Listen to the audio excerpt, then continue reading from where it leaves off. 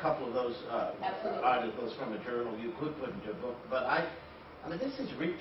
Yeah, we eventually, one of our projects is to look at contemporary crisis. Yeah. Really look at this social legitimate era, where the public is so much in control, like Norris just said. Absolutely. They have so much power in the public sphere because, we can affect change just through clicks, just the use of our thumbs.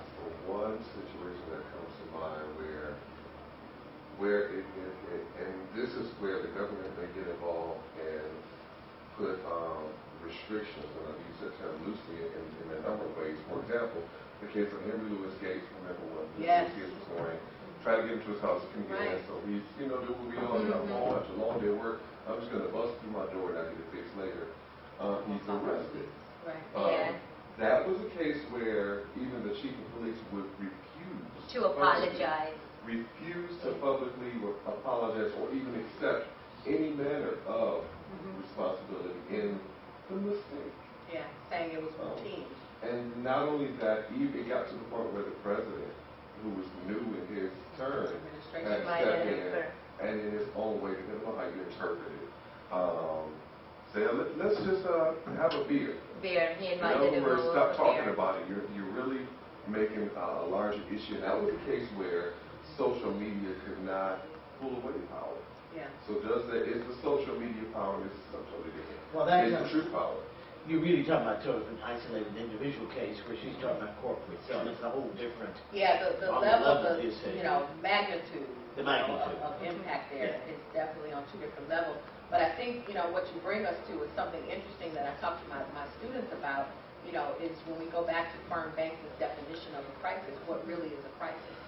When we look at some things are just occurrences, right, that have the potential to become a crisis situation.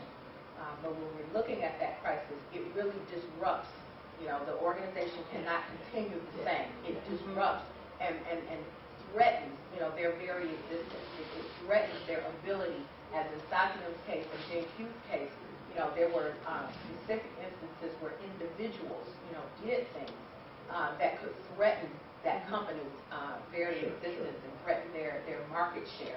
In BP's case, you saw, this boycott that had been called, on Facebook. You had people not going to BP gas station. I remember I would pass still BP, don't. and I was so angry because of the environmental damage that had occurred that I did not go to a BP gas station for the longest time. I still don't because Tony Haywood, I'm still so angry at him. Absolutely. Yeah. First denial and self-righteousness. I mean. Right. Yeah, he went voting, shortly after this incident. Right. He was but that's you take no moral stand. Portrayed that.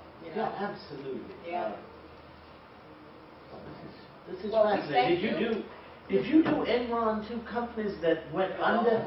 Seeker, Matt Seeker. Now, there's some who've gone under because of how they mishandled. Yeah, because they were explaining bankrupt too. Enron. That was another. Oh, Matt handled that. He did explaining Enron. Yeah. It's interesting because for me, this was a sort of veering away from what I normally would do.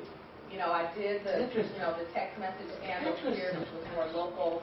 I've done several things on Hurricane Katrina. I deal more with social kinds of crises. Sure. But I was fascinated with BP because there was a huge social aspect here that needed that kind of coverage. And I think, in terms of individual projects, one of the things that I'm building up to is to be able to take my theory of restorative rhetoric and apply it to BP and look at the degree to which they were able to actually, give us peace of mind, right, about the damage, the environmental damage that was done. Yeah. In fact, people were complaining they had lost their business. Fishing industry came to a standstill, tourism industry came to a standstill, and I think that to compensate everyone and the payments were delayed, people were really unhappy initially till they set up all those websites where they could go to they actually tape. established a recovery organization. And until they had done that, it was really just a lot of paperwork, a lot of red tape, and people getting the runaround. Yeah. Do you have any questions or comments before we close it? No? Okay. Thank you so much for coming. We thank you. We want to thank Professor Padgett for this sort of inspiring discussion and her her graduate student, Vanita Tarek, for this. This energizes us. Fascinating. Thank you. Thank you so much for Appreciate it. having us. Yeah.